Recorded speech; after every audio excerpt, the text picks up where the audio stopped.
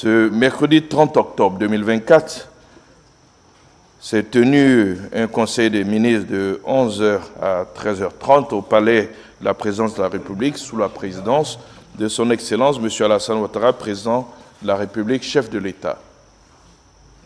Les délibérations de ce conseil ont porté sur 20 points répartis comme suit. 14 mesures générales, dont 2 projets de loi et d'ordonnance, 12 projets de décret et 6 communications. Je voudrais à présent évoquer avec vous, mesdames et messieurs, chers internautes, les points qui ont été abordés au cours de ce conseil.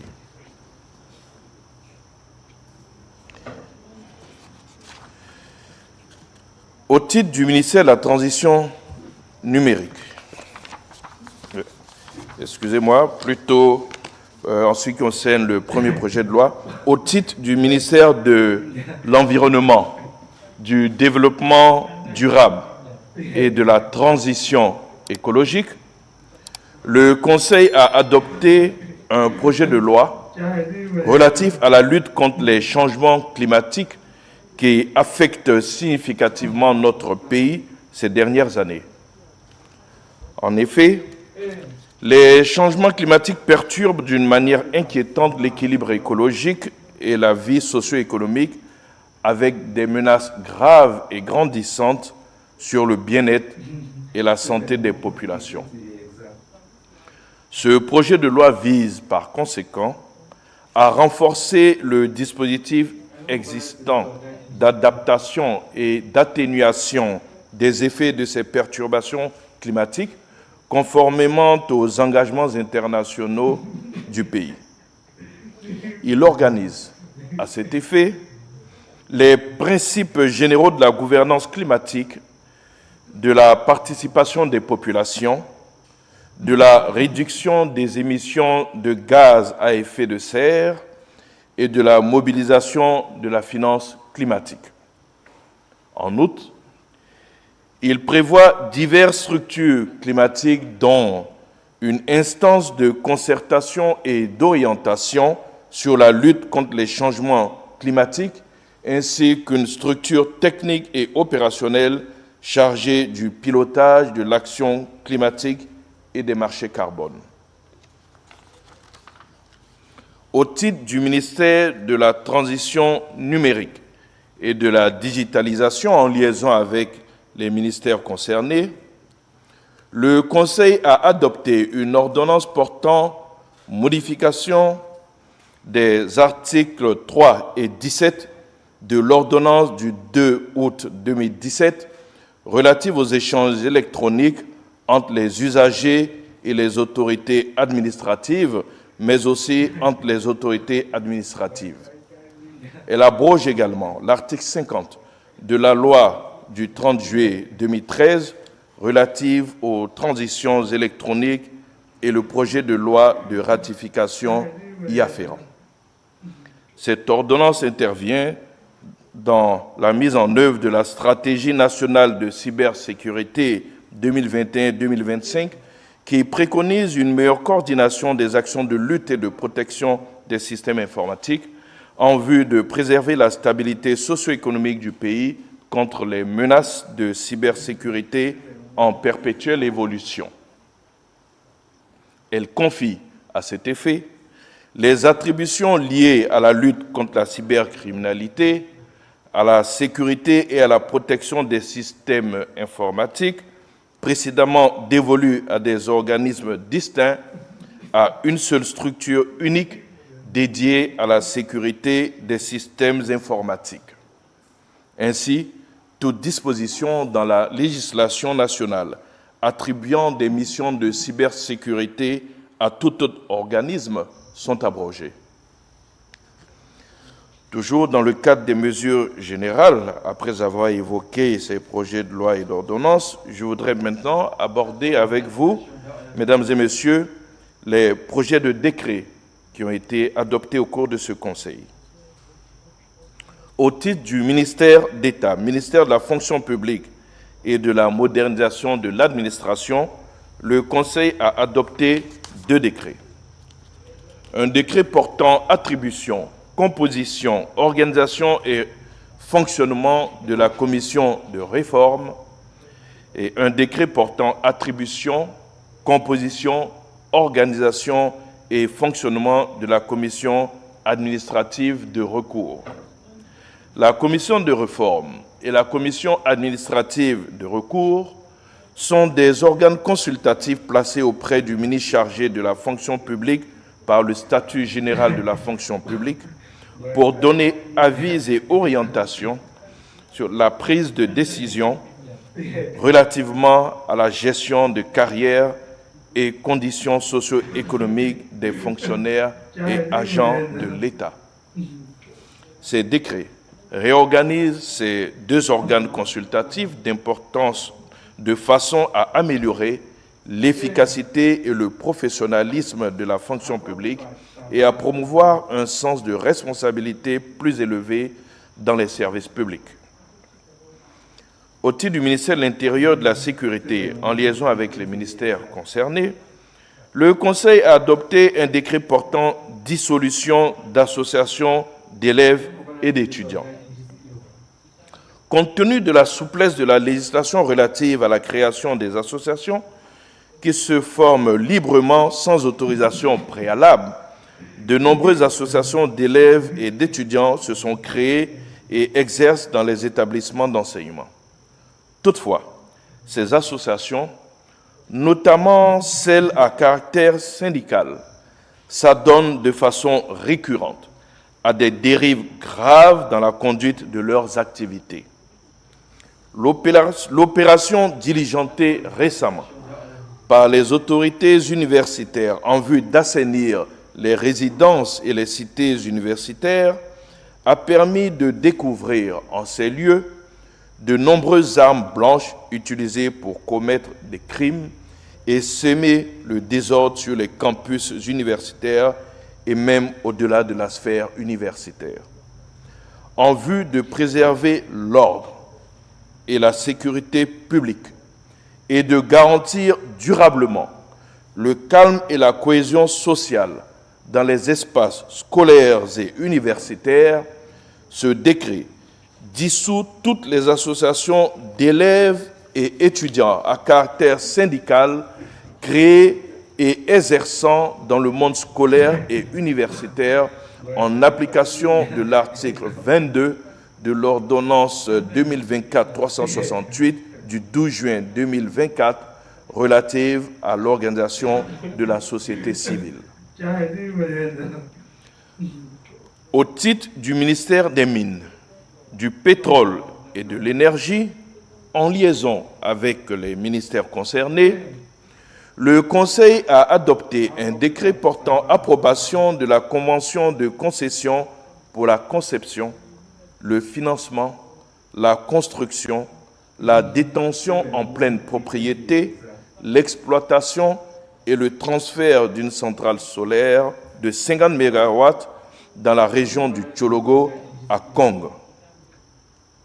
Convention Kong solaire, c'est le nom donc de cette structure. Cette convention a été signée en juillet 2024 avec les sociétés Kong Solaire.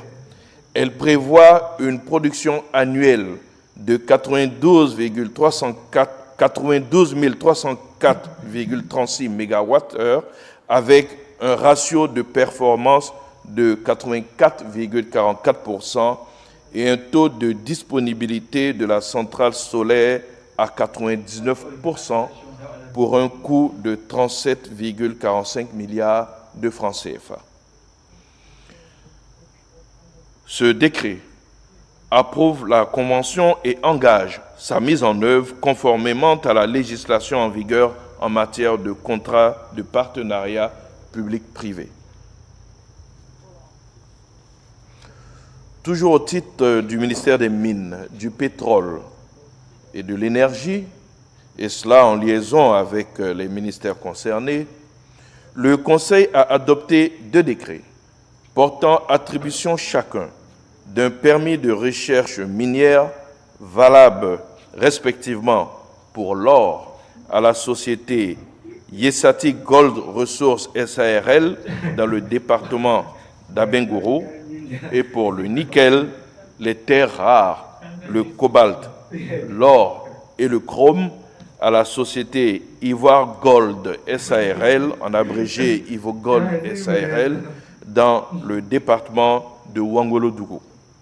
Ces permis de recherche sont délivrés conformément aux conditions techniques et environnementales requises. Leur durée de validité est fixée à 4 ans.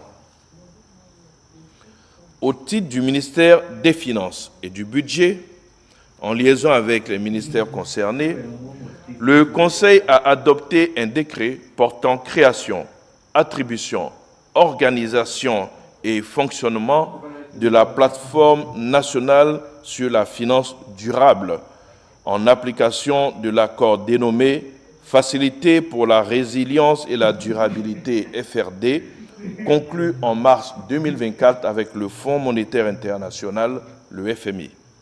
Et ce, afin d'accélérer la mise en œuvre des réformes structurelles majeures en matière de politique climatique. Cette plateforme est chargée de la coordination des financements verts et durables. Elle intègre spécifiquement le développement d'une architecture nationale de l'information financière verte, la mise en place d'une taxonomie de transition et d'une tarification carbone appropriée ainsi que le développement d'un cadre de suivi des financements verts à travers l'outil de mesure de notification et de vérification pour la finance verte. Au titre du ministère de la Transition numérique et de la digitalisation, en liaison avec les ministères concernés, le Conseil a adopté un décret portant création, attribution, organisation et fonctionnement de l'Agence nationale de la sécurité des systèmes d'information, en abrégé ANSSI. L'ANSSI, c'est le nouvel organisme national dédié à la cybersécurité. Cette agence concentre toutes les attributions anciennes dévolues aux différentes structures de la lutte contre la cybercriminalité, de sécurité et de protection des systèmes informatiques.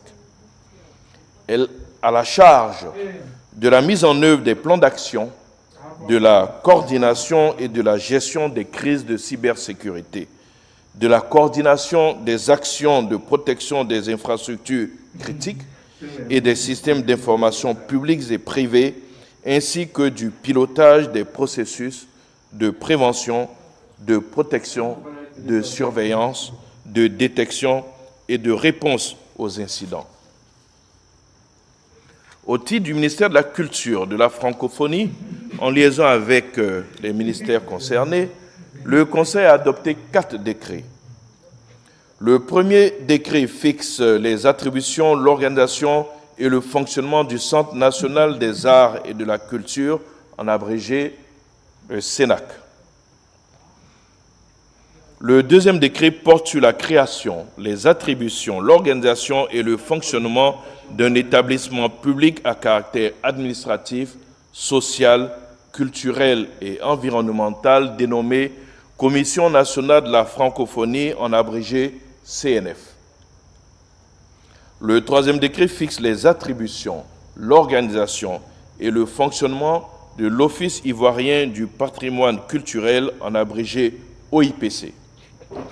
Et le quatrième décret, enfin, adopté par le Conseil, porte sur les attributions, l'organisation et le fonctionnement du Palais de la Culture Bernard Blin Dadier, en abrégé PCBD. Ces différents décrets concourent à mettre en cohérence l'organisation et le fonctionnement de ces différentes structures avec les exigences de la réforme que porte la loi du 14 août 2020 fixant les règles générales relatives aux établissements publics nationaux et portant création de catégories d'établissements publics. S'agissant spécifiquement de la Commission nationale de la francophonie, la CNF donc, elle connaît une précision de sa nature juridique. Elle devient désormais un établissement public à caractère administratif, sociale, culturelle et environnementale, avec une pleine autonomie de gestion administrative et financière. Je voudrais à présent, mesdames et messieurs, chers internautes, aborder donc le point des communications qui ont été adoptées au cours de ce Conseil. J'en ai cité 6. Au titre du Premier ministre, chef du gouvernement, ministre des Sports et du cadre de vie, le Conseil a adopté une communication relative à la mise en œuvre du programme social du gouvernement, PS-Gouv, à fin septembre 2024, qui met en évidence des progrès importants réalisés dans plusieurs secteurs. Ainsi, dans le secteur de la santé, 708 606 enfants ont été vaccinés gratuitement contre la Penta 3 et 6 081 756 enfants contre la rougeole-rubéole. 266 687 enfants de 0 à 4 ans et 30 580 femmes enceintes atteintes de paludisme ont bénéficié gratuitement d'un traitement antipaludique, tandis que 364 017 femmes enceintes ont reçu gratuitement des kits d'accouchement et 3 716 ont bénéficié d'une césarienne gratuite. Concernant la jeunesse, 74 687 jeunes ont été insérés dans différents programmes, parmi lesquels 4 322 ont été pris en charge dans le cadre du service civique. De plus, la réhabilitation de 8 établissements de l'enseignement technique est quasi achevée et la construction de 7 nouveaux établissements est en cours.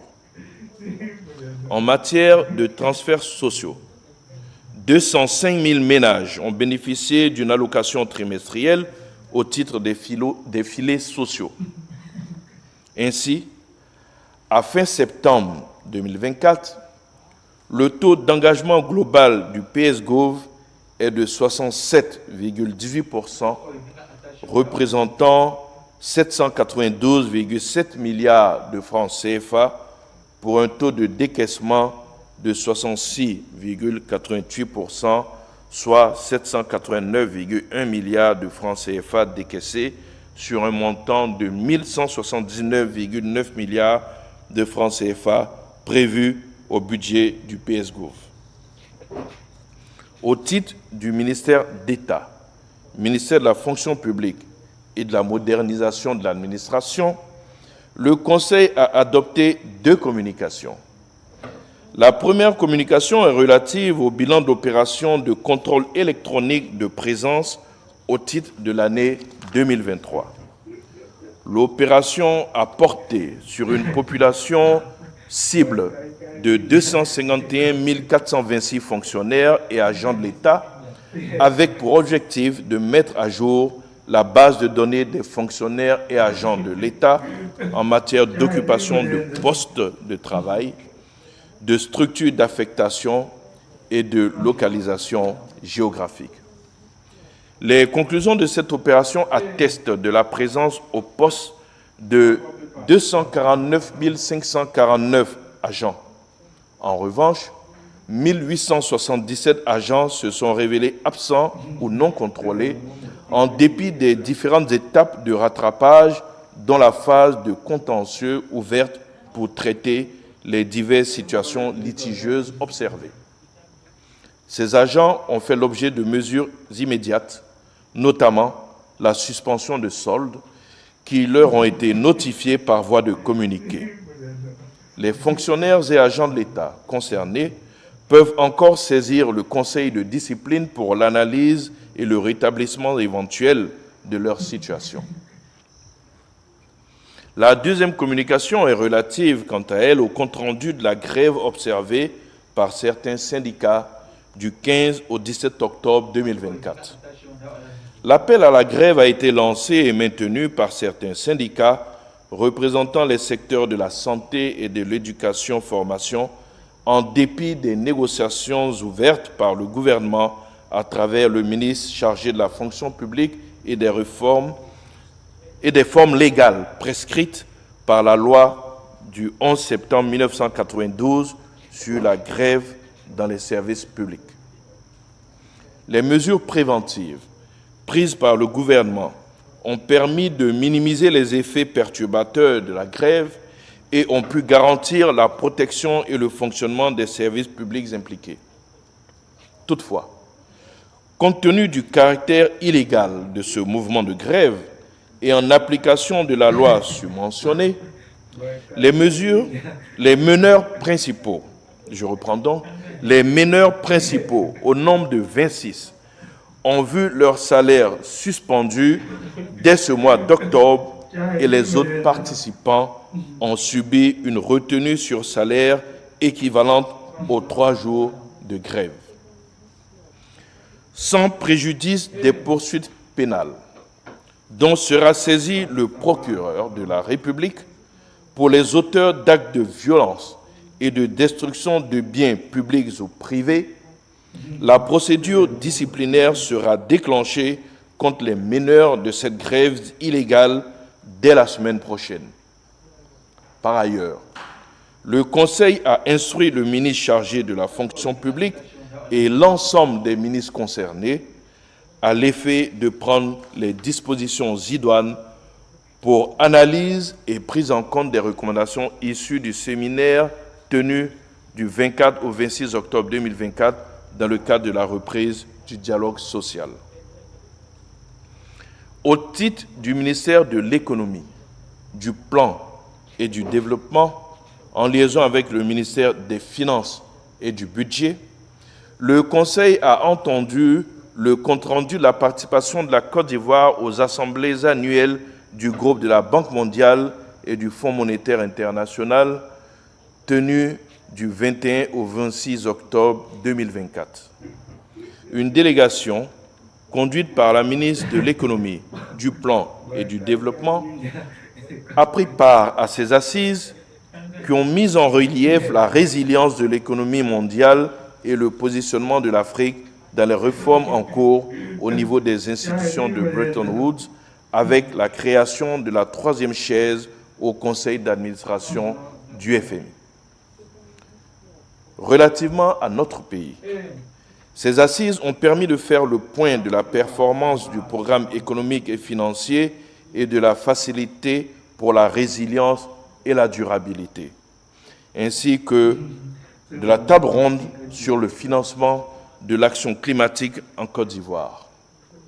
Les performances économiques nationales ont fait l'objet d'une attention particulière de la part du FMI, du groupe de la Banque mondiale et de l'ensemble des acteurs du secteur privé rencontrés qui ont salué les progrès importants enregistrés.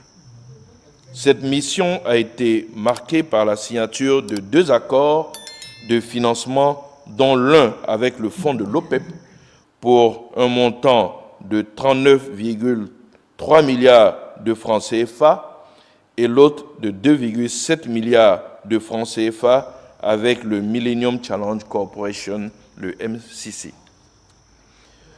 Au titre du ministère de la Promotion de la Jeunesse, de l'Insertion professionnelle et du Service civique, le Conseil a adopté une communication relative à l'état d'avancement du programme Emploi Jeunes et de développement des compétences 3, le PGDEC, donc phase 3, au 30 septembre 2024.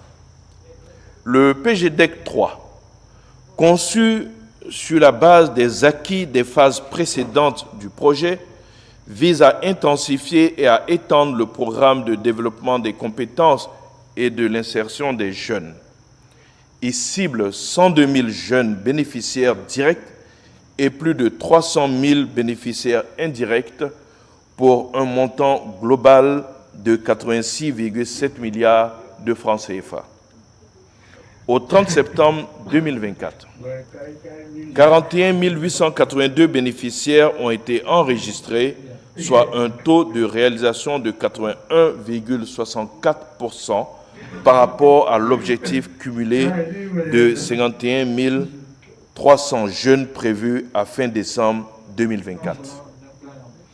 Dans le cadre de la composante décentralisation de l'accompagnement des jeunes à l'insertion professionnelle à travers la maîtrise d'ouvrage déléguée aux régions et districts, 68 000 jeunes bénéficiaires ont été enregistrés dans les localités rurales et périurbaines des 24 régions et districts cibles du projet pour un montant de 17,4 milliards de francs CFA. Relativement à la composante transition, formation, emploi, 5 120 jeunes ont été pris en charge, dont 3 257 placés en apprentissage dans les entreprises et chez les maîtres artisans en milieu urbain et 1853 placés en stage de qualification dans les entreprises, soit un taux de réalisation de 33% par rapport à l'objectif global de 15 500 jeunes prévu au 31 décembre 2024. Au 30 septembre, le montant des ressources décaissées pour la mise en œuvre du projet s'élève à 43,2 milliards de francs CFA, soit un taux de décaissement de 49,9%. Au titre du ministère de l'Environnement, du Développement durable et de la Transition écologique, le Conseil a adopté une communication relative au rapport annuel sur l'évaluation de l'état d'avancement de l'action climatique en Côte d'Ivoire. Ce rapport, qui couvre la période allant de l'adoption de l'accord de Paris en septembre 2024, présente l'état de la mise en œuvre des contributions déterminées au niveau national, les impacts néfastes croissants du changement climatique sur notre environnement, notre économie et nos communautés. Il met l'accent sur les efforts consentis par le gouvernement à travers l'adoption de politiques et de stratégies en matière de lutte contre les changements climatiques, le renforcement des capacités, le développement des infrastructures résilientes et la promotion d'énergies renouvelables avec la mise en œuvre d'environ 270 projets, dont 90 en adaptation et 180 en atténuation dans les différents secteurs de la vie socio-économique de notre pays. Cette dernière communication met un terme aux points qui ont été adoptés au cours de ce Conseil. À titre de divers, le Conseil a été informé que dans le cadre de la COP 29, Monsieur le vice-président de la République conduira une délégation à Bakou, en Azerbaïdjan, du 10 au 15 novembre 2024. Le prochain Conseil a donc été de ce fait placé au 20 novembre 2024. Je vous remercie pour votre attention et je suis à votre disposition pour d'éventuelles questions.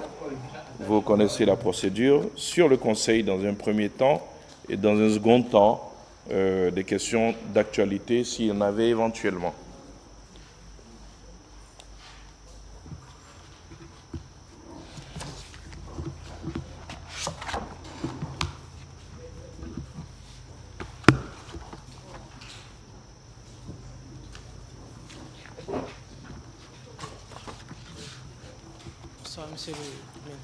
Donnez-moi juste une seconde que je prenne de quoi noter.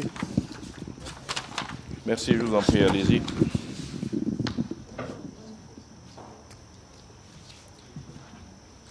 Je suis Paul Kwaku du quotidien Le Mandat. Ma question est relative à la suspension des salaires des grévistes, des 25 mineurs. Combien de temps durera cette suspension?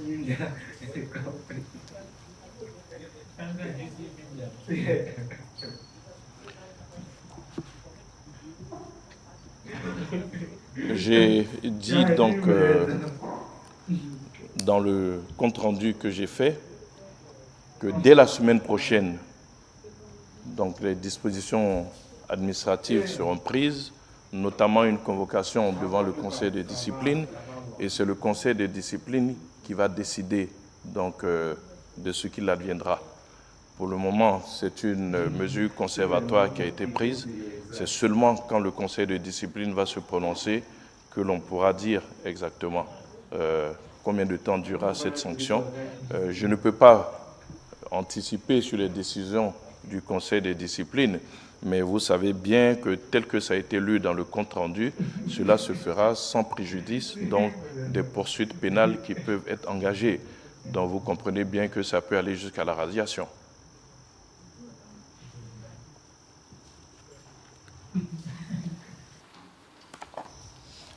Alors, bonjour Monsieur le Ministre, je suis Jean-Mélène Biti de Radio de la Paix. Alors, Monsieur le Ministre, toujours sur la suspension et les ponctions sur les salaires des mineurs et des grévistes. Cette semaine, la semaine écoulée, on a vu que la ministre de la Fonction publique et celle de l'Éducation nationale ont parlé avec ces grévistes-là, ces mineurs-là qui ont dit qu'ils étaient ouverts au dialogue et aux discussions. Est-ce que prendre encore ces mesures, je dirais, qui sont un peu dures, est-ce que ça ne va pas aggraver encore la situation dans ce secteur-là? C'est un secteur, je dirais, quand même stratégique vu le monde que contient ce secteur-là. Maintenant, la deuxième question, c'est sur la dissolution des syndicats, des associations d'étudiants à caractère je veux dire syndical. Est-ce que, avec cette dissolution-là, ce n'est pas aussi faire entorse aux droits de ces élèves et étudiants qui ont droit aussi à des associations pour défendre leurs droits? Merci. Merci. Sur la première question, je n'ai peut-être pas saisi qui est ouvert au dialogue. Ce sont ceux qui font la grève ou bien c'est le gouvernement? Je ne comprends pas pourquoi est-ce que des personnes qui sont en tout état de cause, en pleine violation des textes, peuvent prétendre que ce sont elles qui sont ouvertes au dialogue. Ce n'est pas parce que le gouvernement tend la main que l'on va prendre cela pour de la facilité, pour de la faiblesse. Je suis désolé. Il y a un cadre qui a été défini. Ces sanctions ont été prises à partir d'une loi qui date de 92. Et nous avons cité la loi. C'est l'application de la loi. Il n'y a rien de dur. Ils sont allés en grève illégale en connaissant les textes. Ça s'appelle de la responsabilité. Il faut assumer les actes. Donc voilà ce que je peux dire. Je pense que c'est plutôt le gouvernement qui est ouvert au dialogue. Et d'ailleurs, ce que vous devez savoir, c'est que dans le cadre du dialogue social, il y a des rencontres quinquennales qui sont prévues. Et des gens décident d'aller en grève en violation du dialogue social. Mais malgré cela, le gouvernement accepte de discuter avec eux alors que tout cela devait être fait dans le cadre du dialogue social. Vous avez suivi la sortie dans les médias d'un des signataires du dialogue social qui faisait savoir que ce mouvement n'avait rien à voir en gros avec le dialogue social, qu'il ne devait pas remettre en cause ce dialogue social. Oui, le gouvernement tend la main. Oui, le gouvernement est ouvert à la négociation. Mais oui, le gouvernement fait appliquer aussi les textes et les lois dont le pays s'est doté. Cette grève, nous ne le répéterons jamais assez, était illégale et en la matière, il y a des textes qui sont prévus. Il n'y a rien de dur, il y a juste l'application des textes et il faut qu'on accepte dans ce pays-là que pour une fois, on applique les textes.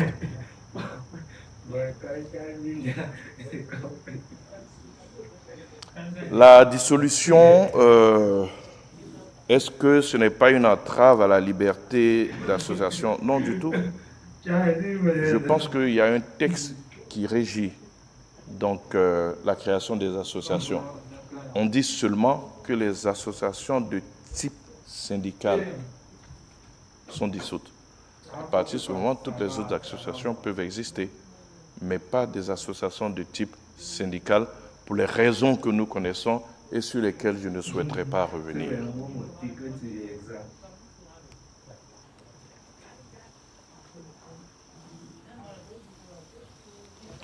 Bonjour Monsieur le Ministre, je suis Jules Ejenda de artici.info. Monsieur le Ministre, tout à l'heure vous avez évoqué le changement de statut du secrétariat à la francophonie, c'est bien ça? Bon, je voulais savoir, est-ce la raison pour laquelle la secrétaire générale nommée depuis il y a 3 ans n'a pas encore reçu d'émolument? Si c'est non, pourquoi? Est-ce que c'est une promotion ou bien une sanction pour elle? Ce n'est ni une promotion ni une sanction. Cette structure change de statut. Aujourd'hui, elle a son autonomie de fonctionnement. Donc ça veut dire que toutes les questions budgétaires seront réglées donc, dans ce cadre-là.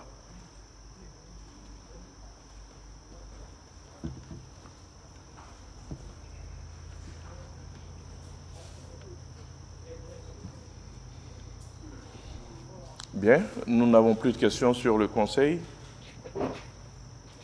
Bien, je suis disposé à prendre maintenant des questions d'actualité si éventuellement il y en avait. Bon, je vois qu'il y en a, ok. Alors, Monsieur le ministre, c'est toujours Jean-Mélène Biti de Radio de la Paix. Monsieur le ministre, il y a certains partis politiques qui représentés au Parlement qui disent qu'ils n'ont pas encore reçu leur subvention concernant les financements des partis politiques. Alors, est-ce qu'on peut avoir des éclairages dessus?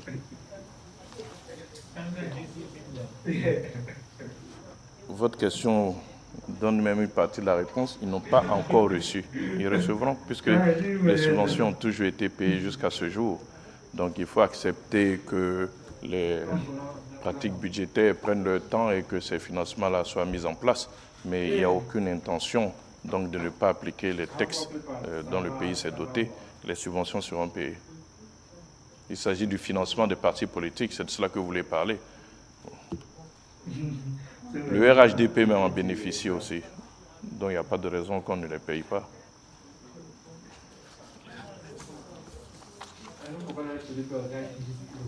Bonjour, Mariette Touba pour l'agence France Presse, AFP. Y aura-t-il des commémorations 20 ans après les bombardements de Bouaké et les manifestations qui ont été réprimées? Si oui, quelles commémorations? Et sinon, pourquoi? Merci.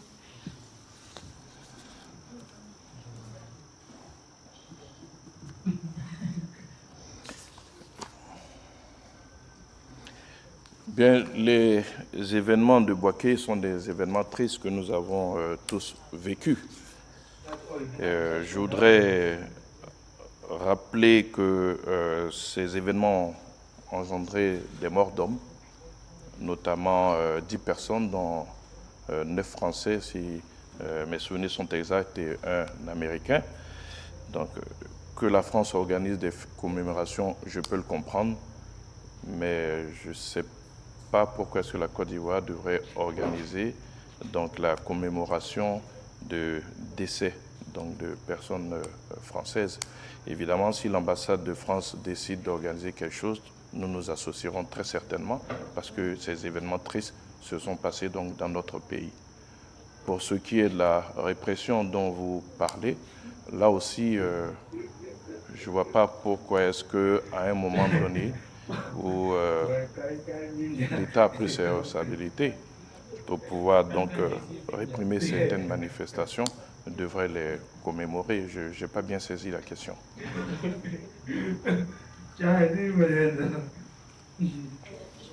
posais cette question-là pour les manifestations parce qu'il y a eu des morts ivoiriens. Oui. Voilà. C'est pour ça que je demandais s'il y avait une commémoration. Ceux qui ont mis ces enfants dans la rue pourront très certainement commémorer cet événement, mais ce n'était pas la responsabilité de l'État à l'époque. À ce pupitre, je représente l'État. Donc je parle au nom du gouvernement et le gouvernement n'a pas envoyé des gens à manifester contre les portes françaises.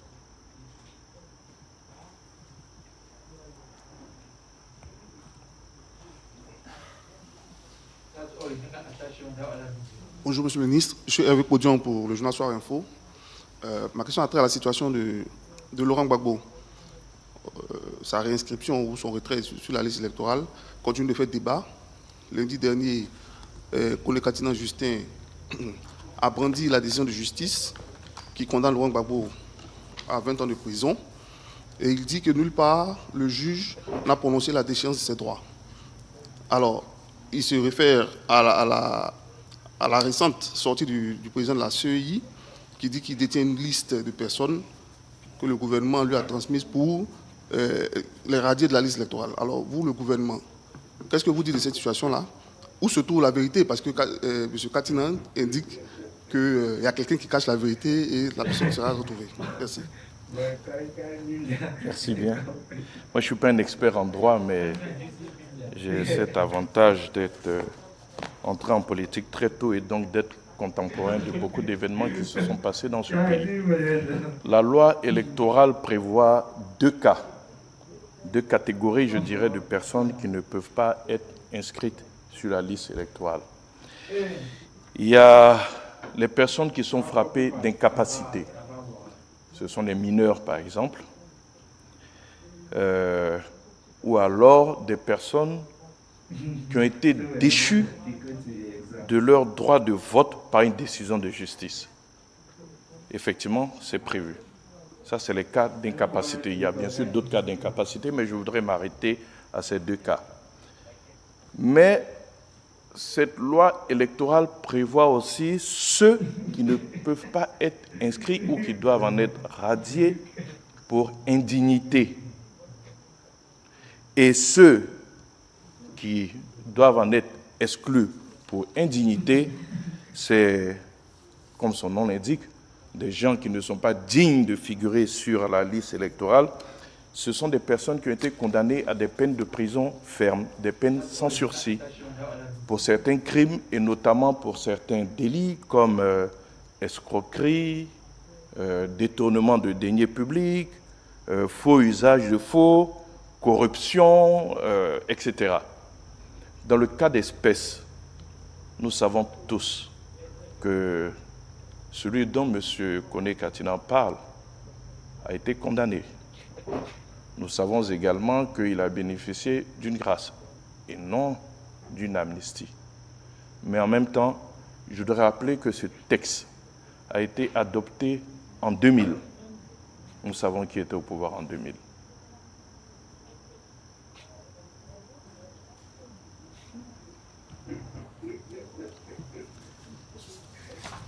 Bonjour, Monsieur le ministre. Je suis le jeune pour RTCI.info encore. Monsieur le ministre, je voudrais vous dire merci parce qu'il y a 2 semaines, nous étions ici, nous avons évoqué une situation de la population de la sous-préfecture de Tanguélan par rapport à la CIE. Il y a eu un début de solution, sauf que la solution proposée semble ne pas répondre au programme du gouvernement, au programme social.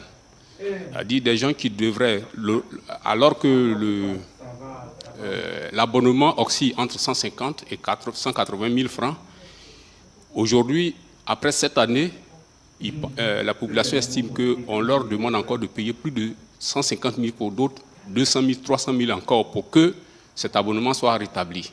Ou bien que ces personnes payent la moitié d'abord avant qu'on ne rétablisse leur compteur. Une fois rétabli, on leur demande encore de payer le reste en 2 mensualités, alors qu'il reste encore 3 ans selon le programme qui avait été soumis. Est-ce que vraiment la vérité avait été dite à la population lors de ces branchements, ou bien il y a quelque chose que l'on doit faire encore? Merci, Monsieur le ministre. Vous savez, nous sommes transparents dans tout ce que nous faisons et je ne crois pas que la vérité n'ait pas été dite. Le gouvernement a lancé un programme social d'électrification dans le cadre de son programme électricité pour tous. Donc là-dessus, je reste convaincu que tous les messages sont passés comme ils devraient l'être. Maintenant, vous évoquez un problème spécifique de Tanguéla.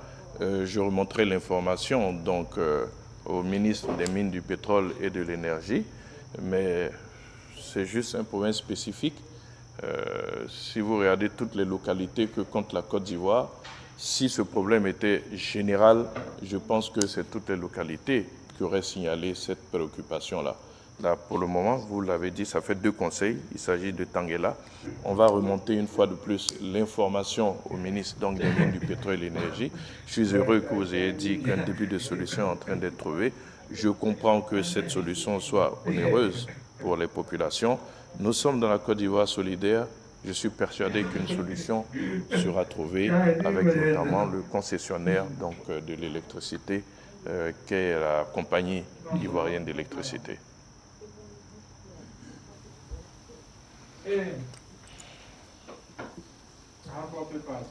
Bonjour, Monsieur le ministre. Kone Suleiman, journaliste à Kouassi.com. Monsieur le ministre, la Côte d'Ivoire a été mise sur la liste grise de la GAFI selon le PPACI. Et cette inscription serait due à une carence du gouvernement, du pouvoir actuel. Quel commentaire faites-vous? Nous avons lu avec beaucoup d'intérêt la position donc du porte-parole du PPACI sur cette question. Vous savez, régulièrement à cette tribune, j'essaie de faire comprendre qu'on ne fait pas la politique avec tout. On ne fait pas la politique partout. Il est bien dommage que l'on veuille chercher à exploiter une pareille situation qui, au contraire de ce que les hommes politiques veulent en faire, est un encouragement pour notre pays. Nous avons lu le communiqué du GAFI.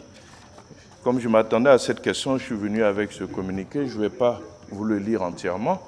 Je vais juste vous lire un petit passage, puisqu'il y a des rapports qui sont faits régulièrement dans le cadre du GAFI, ce qu'ils appellent les rapports d'évaluation mutuelle, et le dernier rapport d'évaluation donc de la Côte d'Ivoire date de 2023.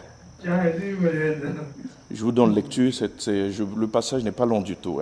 Depuis l'adoption de son rapport d'évaluation mutuelle REM en juin 2023, la Côte d'Ivoire a réalisé des progrès significatifs sur plusieurs des actions recommandées dans le REM, notamment en renforçant son cadre juridique de lutte contre le blanchiment des capitaux et le financement du terrorisme par d'importantes modifications législatives et réglementaires, en actualisant les analyses de blanchiment des capitaux et de financement du terrorisme par l'élaboration de rapports de typologie sur les infractions sous-jacentes à plus haut risque, en renforçant les ressources humaines et techniques de la CENTIF et des procureurs et en rendant opérationnelle l'agence en charge de la gestion des biens saisis et confisqués. C'est un encouragement. La Côte d'Ivoire a fait d'énormes progrès. La Côte d'Ivoire a adhéré à ce processus et la Côte d'Ivoire entend remplir tout ce qui lui est demandé, toutes les conditionnalités. Je voudrais rappeler qu'il y avait 82 indicateurs. C'est 14 que nous n'avons pas encore atteints et on nous donne 2 ans pour les atteindre. Ces 14 sont, je peux en citer quelques-uns rapidement. L'amélioration de la supervision basée sur l'analyse des risques, mais ça, c'est les organes communautaires qui s'en chargent, donc là-dessus, il n'y a pas de problème. Je parlais notamment donc de la BCAO. Renforcer les mesures correctives à prendre suite aux missions des autorités de contrôle. Donc, chaque fois qu'il y aura des mesures qui seront prises, qui seront demandées donc par les autorités de contrôle, on nous demande donc de les exécuter.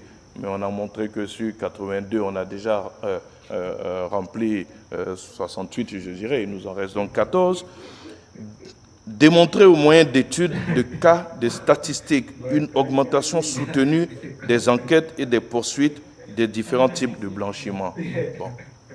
Chaque fois qu'on va prendre des cas, il faudrait que ça figure dans nos statistiques et que l'on puisse le démontrer. Ce n'est pas ce qu'il y a de plus difficile. Remédier aux lacunes résiduelles. J'aime bien le mot résiduel. Ça veut dire qu'on a fait beaucoup, mais il en reste encore quelques-unes.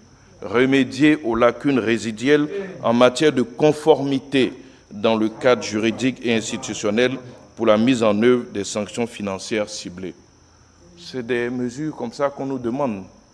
Je ne dirais pas qu'elles sont mineures, mais nous avons fait beaucoup d'efforts et ces efforts ont été salués.